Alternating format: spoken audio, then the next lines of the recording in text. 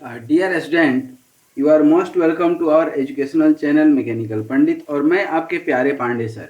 आज operation management में एक इम्पॉर्टेंट टॉपिक जिसका नाम है वर्क स्टडी, आप देख भी चुके हैं।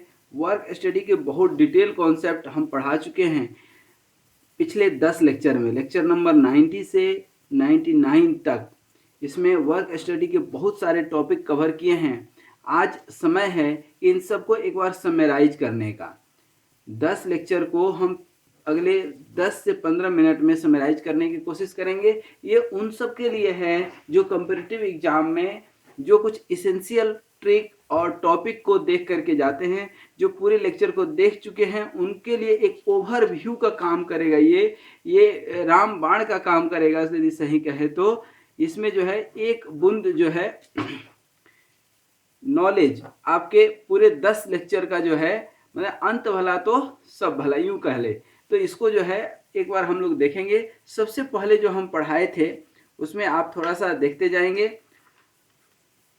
वर्क स्टडी क्या है ये हमने पढ़ाया था। बेसिकली वर्क स्टडी क्या है ये तो जो है हम बताए ही थे, अभी इन शॉर्ट बताएं तो basically it is a set of technique which are used to simplify our work, to standardize the work, to measure the work। हर ऑर्गेनाइजेशन का एक गोल होता है और वह चाहता है कि ये गोल में हमारा जो एम्प्लॉय है, जो हमारी जो मशीन है, जो हमारे रिसोर्सेस है, वो इफ़िशिएंटली और इफ़ेक्टिवली काम करे। इसमें हमने आपको मटेरियल, मशीन, मैन और साथ में ही ये 4M की बात हुई है, लेकिन टोटल 6M होते हैं। इसके साथ मटेरियल और मैनेजमेंट भी आ जाता है, मनी और मैनेजमेंट भी आ जाएगा, मार्केटिंग भी आ जाएगा। तो बेसिकली वर्क स्टडी, और वर्क स्टडी को हमने फर्दर आगे चल करके हम डिवाइड करेंगे 2 पार्ट में, जो कि अभी आएगा। और ये जो है एक कंटिन्यूअस एफर्ट है वर्क स्टडी, कि हम कैसे किसी काम को बहुत अच्छे से, बहुत कम समय में, बहुत कम कॉस्ट में, क्योंकि बहुत सारे फैक्टर्स हैं। देखिएगा, फैक्टर के बात है तो कोई भी काम है दुनिया में, तो कोई भी ऑर्गेनाइजेशन है वो चाहता है कि जो है कम कॉस्ट में हायर क्वालिटी के साथ, क्वालिटी भी बेस्ट हो, कॉस्ट भी कम हो, कम से कम टाइम लगे हमारा, कम से कम जो है रिसोर्स हमारा यूटिलाइज हो, और इसके साथ ही इफिशिएंटली काम हो जाए, बहुत अच्छे से काम हो जाए और इफेक्टिवली काम हो जाए, सब लोग जो है सेटिस्फाइड रहें। कस्टमर सेटिस्फेक्शन सबसे टॉप होता है, कस्टमर हमारा सेटिस्फाइड हो। ये एक सिंपल लॉजिक है।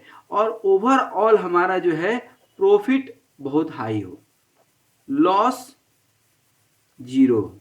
ये हर ऑर्गेनाइजेशन का एक अपना गोल होता है, और उस गोल में ये वर्क स्टडी बहुत की रोल प्ले करता है।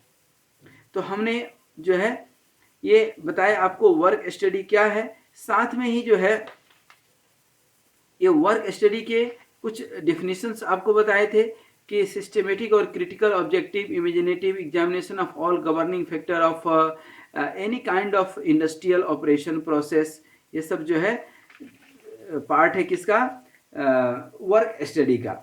ठीक है। उसी तरह से स्टैंडर्ड फॉर जॉब यदि बात करते हैं, स्टैंडर्ड जॉब, वर्क मेजरमेंट, ये सारी चीज़ें जो है हम लोग बात करेंगे।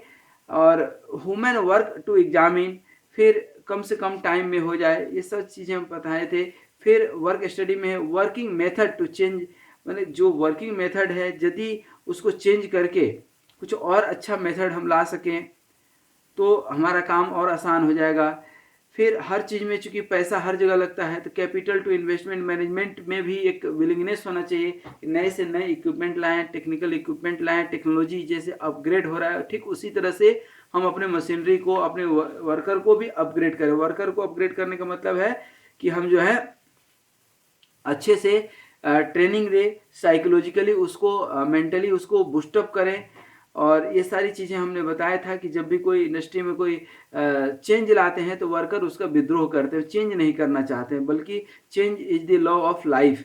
तो वो चीज़ें हमने आपको बताया था बहुत डिटेल के साथ, कि किसी भी ऑर्गेनाइजेशन को टॉप पर ले जाने के लिए जो है better, easier, cheaper, quicker, safer, satisfactory, quality, output, profit, reputation, branding होना चाहिए, यूटिलाइजेशन होना चाहिए।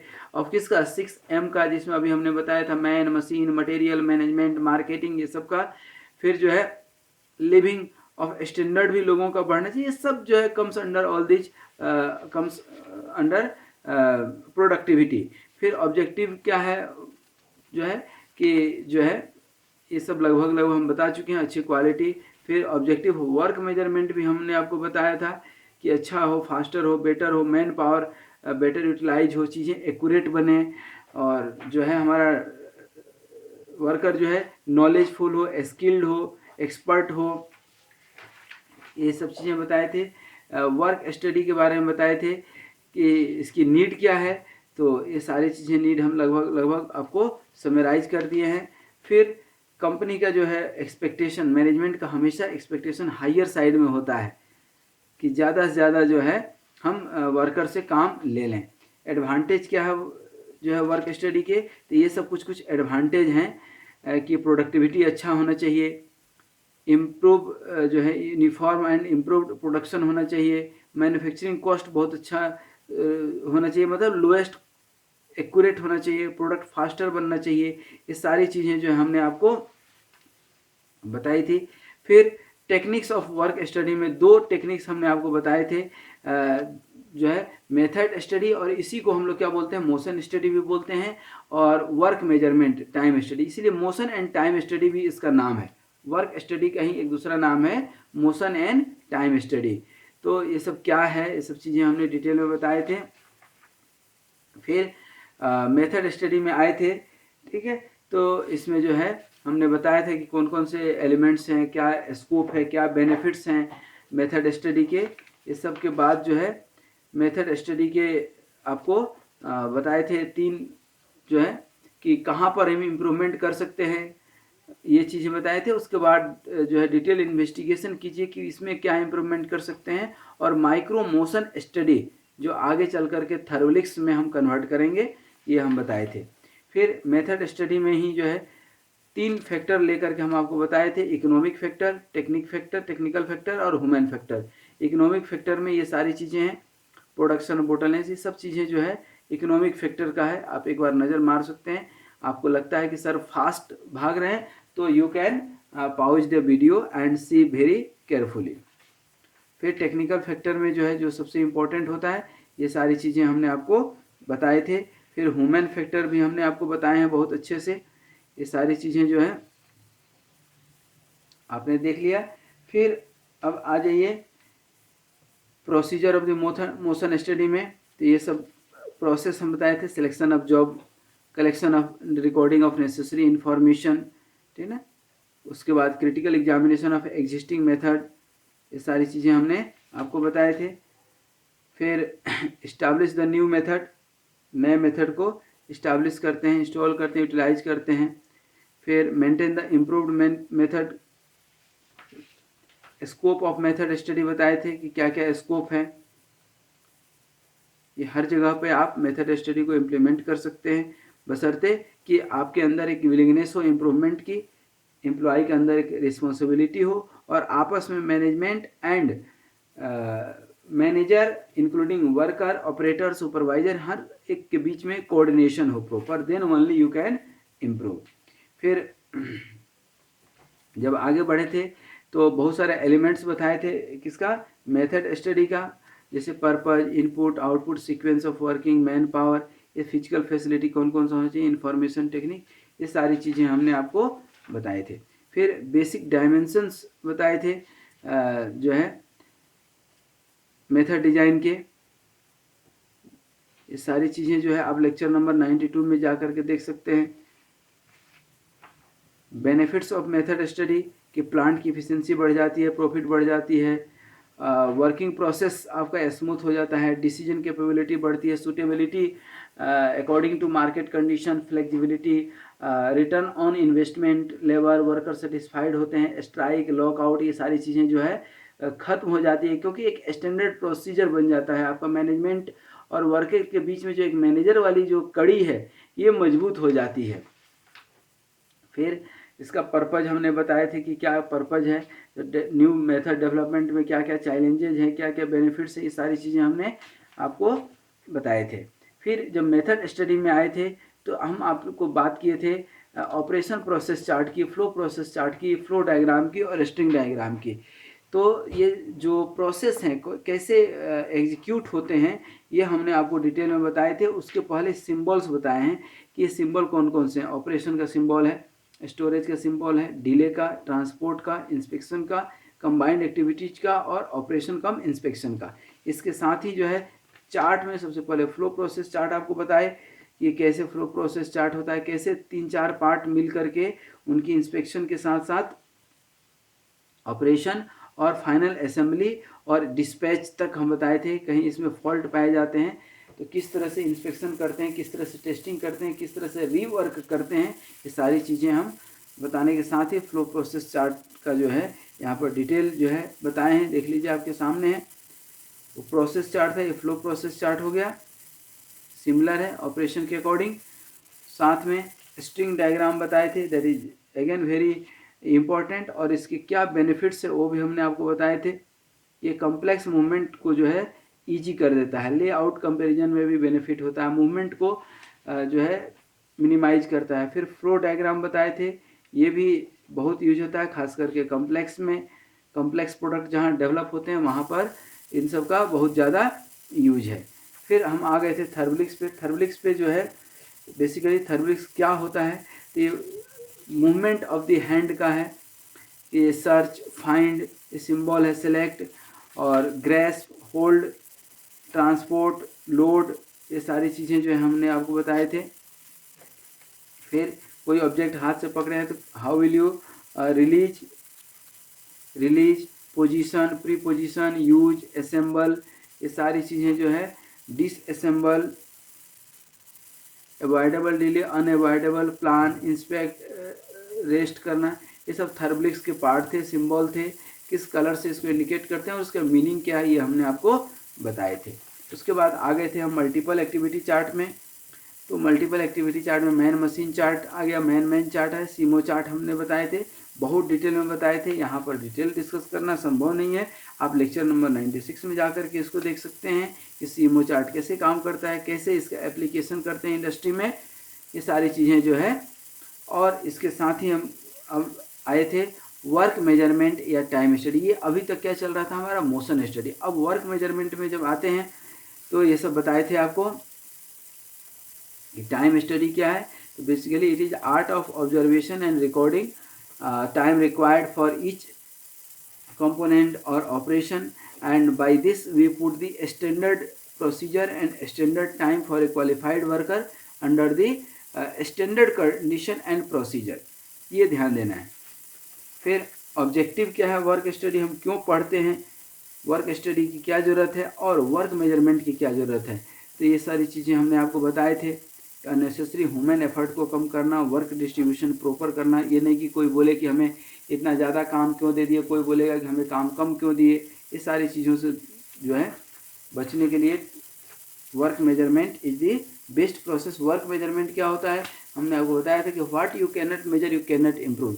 यदि एग्ज़ाम भी होता है तो क्यों होता है एग्ज़ाम, इसलिए कि आपने कितनी पढ़ाई की है और आपके मेमोरी में, आपके दिमाग में कितना कॉन्सेप्ट या कितना जो है रिमेंबर आप कर पाए हैं, उस चीज़ों को जज करता है एग्ज़ाम। फिर आप एग्ज़ाम दे करके अपने आप को सोच सकते हैं कि अभी हमें इतना मार्क्स आया है, मुझे अभी और इतना मार्क्स लाना है। तो इस तरह से आप वर्कआउट करते हैं। फिर ये प्रोसीजर फॉर टाइम स्टडी हमने आपको बताए थे। फिर टाइम स्टडी और मोशन स्टडी के बीच का बेसिक डिफरेंस आपको बताए थे कि टाइम स्टडी क्या होता है, मोशन स्टडी क्या होता है, ठीक है। फिर इसके साथ ही जो है एडवांटेज डिसएडवांटेज हमने डिस्कस किए थे।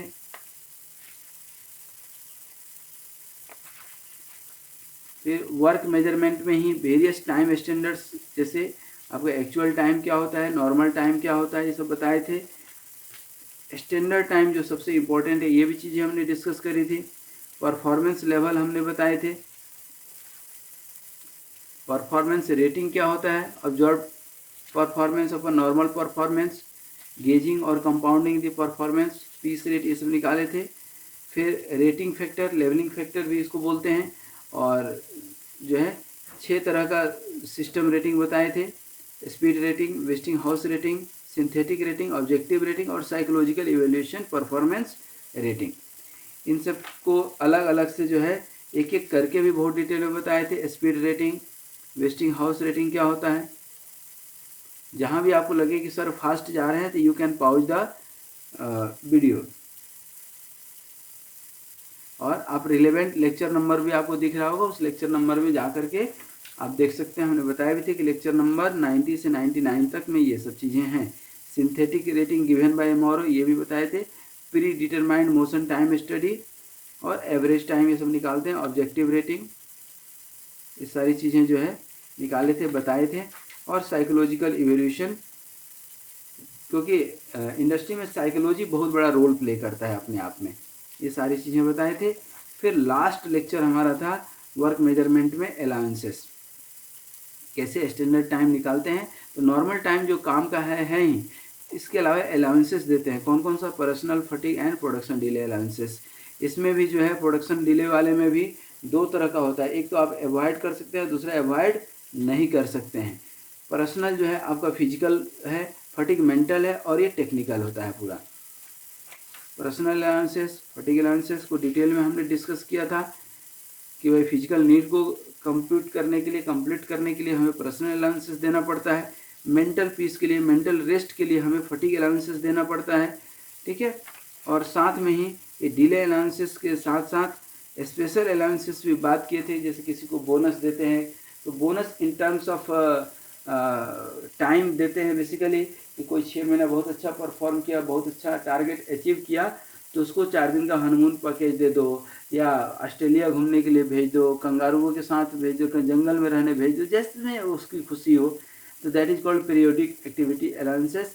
कुछ इंटरफेरेंस अलाउंसेस होते हैं जहाँ कोऑर्डिनेशन की ज़रूरत पड़ती है, एक दूसरे को कोऑर्डिनेट करने का, जहाँ कोऑर्डिनेट नहीं हो रहा था वहाँ पे, जैसे आप देखते होंगे कोई प्रॉब्लम आ गया कंपनी के ऊपर, उसको सॉर्ट आउट करने के लिए सब लोग दिमाग लगाते हैं, लेकिन जिसका दिमाग लगा, तुक्का लगा, चाहे जैसे भी, वो यदि सक्सेस होता है तो कंपनी उसको कुछ एक्स्ट्रा स्पेसिफिक अलाउंसेस देती है। यदि वह इन टर्म्स ऑफ टाइम देती है तो that is called policy allowances. तो ये पॉलिसी अलाउंसेस जो है स्पेशल अलाउंसेस में ही आते हैं। फिर लास्ट में वेरियस टाइम रिकॉर्डिंग टेक्निक आपको बताए थे। तो हमने आपको एक रिक्वेस्ट किया था कि आप जो है बहुत सारे वीडियो हैं और आप देख सकते हैं गूगल पे GIF पिक्चर डाउनलोड करके देख सकते हैं। हालांकि हम कोशिश किए हैं कि लेक्चर नंबर 99 में इस स्टॉप वॉच और ये बहुत सारे स्टॉप वॉच दिखाने का, लेंथ ऑफ टाइम स्टडी बताए थे कि टाइम स्टडी का जो ऑब्जर्वेशन करते हैं, ये सारी जो पढ़ाई करते हैं सब चीज़, ऐसा नहीं कि हड़बड़ में सब कुछ गड़बड़ हो जाए। तो ये ध्यान रहे कि जो हम कैलकुलेशन कर रहे हैं वो हमारा इफ़िशियंट हो, इफेक्टिव हो और साथ में एक्यूरेट हो। एक्यूरेट होना बहुत ज़रूरी है। फिर कितने नंबर ऑफ़ एक्सपेरिमेंट कर सकते हैं कि हाँ ये हमारा नंबर ऑफ़ एक्सपेरिमेंट सही है। जैसे हमें कोई सर्वे करना है तो 10 लोगों से सर्वे करें कि 100 लोगों से करें, ये हम कैसे जज करेंगे। तो उसके लिए एक फार्मूला होता है, ये हमने फार्मूला बताया था कि यहाँ पे M जो है क्या है, नंबर ऑफ़ स्टॉप वॉच है, और X जो है ईच स्टॉप वॉच, जो भी स्टॉप वॉच है उसकी रीडिंग है। तो ये आई थिंक आप निकाल सकते हैं।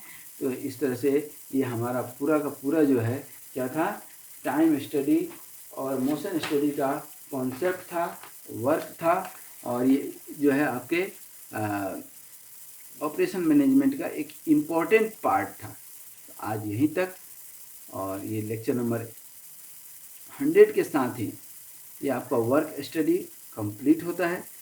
वर्क स्टडी में जो है थ्योरेटिकल पार्ट भी इम्पोर्टेंट है, और साथ में आपका टाइम और मोशन स्टडी में हम बताए थे कि दोनों एक ही चीज़ का पार्ट है, अलग अलग। तो टाइम और मोशन स्टडी बेसिकली दोनों एक ही चीज़ है, दोनों अल्टरनेट वे में चलता है। जैसे वर्क स्टडी की बात करते हैं ना, तो वर्क स्टडी में आपका वर्क स्टडी और वर्क स्टडी का ही एक पार्ट होता है, वर्क स्टडी में ही आपका टाइम स्टडी और दूसरा होता है मोशन स्टडी। मोशन स्टडी को ही मेथड स्टडी भी बोलते हैं और इसी को वर्क मेजरमेंट बोलते हैं। तो पहले हम लोग ये पढ़ते हैं, उसके बाद ये पढ़ते हैं।